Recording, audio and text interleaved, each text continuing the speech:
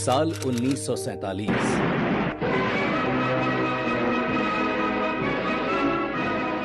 एक तरफ भारत सदियों की गुलामी से आजाद हुआ, लेकिन दूसरी तरफ कांग्रेस की नीतियों ने मां भारती को विभाजन का दर्द दे दिया। लाखों लोग रातों रात बेघर हो गए, हजारों परिवार टूट गए और उसी दर्द के बीच एक आवाज गूंजी, डॉक्टर श्यामा प्रसाद मुखर्जी जी की, एक देश में दो विधान, दो प्रधान, दो निशान नहीं चलेंगे। फिर आया साल 1951 और यहीं से शुरू हुई भारतीय जनसंघ की यात्रा। न सत्ता न संसाधन, केवल राष्ट्र को सबसे ऊपर रखने का संकल्प।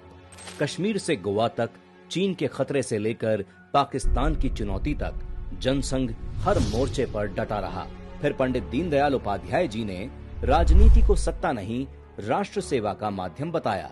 1975 में जब इमरजेंसी लगाकर लोकतंत्र की आवाज दबा दी गई, हजारों कार्यकर्ता जेलों में ठूंस दिए गए, लेकिन उनके विचार नहीं झुके और इसी के नतीजतन 1977 में जनता ने तानाशाही को उखाड़ फेंका और फिर 6 अप्रैल 1980 को जन्म हुआ भारतीय जनता पार्टी का। 1984 के लोकसभा चुनाव में सिर्फ 2 सीटें हासिल हुईं, लेकिन उसका संघर्ष जारी रहा।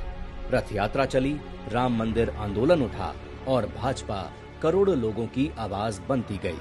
फिर आया साल 1996, जब पहली बार भाजपा बनी देश की अकेली सबसे बड़ी पार्टी। ये केवल कोई चुनावी जीत नहीं थी, ये जीत थी देशभक्ति की सच्ची विचारधारा की। 13 दिन की सरकार भले गिरा दी गई, लेकिन देश समझ चुका था, भारत की राजनीति अब बदल चुकी है। यही वो पल था जहां से शुरू हुआ भाजपा के उदय का नया अध्याय।